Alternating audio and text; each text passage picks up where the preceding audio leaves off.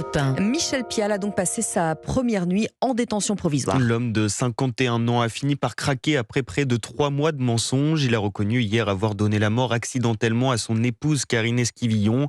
Selon sa version, au moment du drame, il était en train de nettoyer une arme à feu lorsqu'une balle est partie. Michel Pial s'est ensuite débarrassé du corps en faisant croire à tout le monde que sa femme était volontairement partie. Il était notamment entré en contact avec l'association ARPD pour assistance et recherche de personnes disparues. Charles Guyard. 14 avril, Michel Pial contacte l'ARPD pour assistance et recherche de personnes disparues. 14 juin, ce même Michel Pial est placé en garde à vue. Entre les deux et au bout du fil, Anne Marais a vécu 2 mois en lien direct avec celui qui est aujourd'hui mis en examen pour meurtre sur conjoint.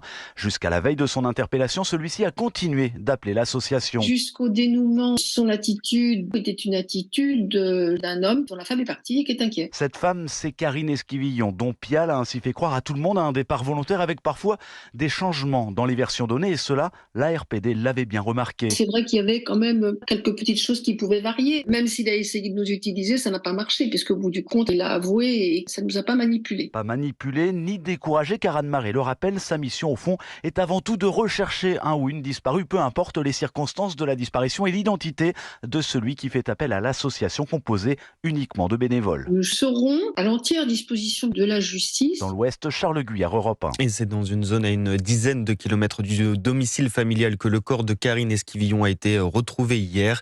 Une autopsie doit avoir lieu dans la journée.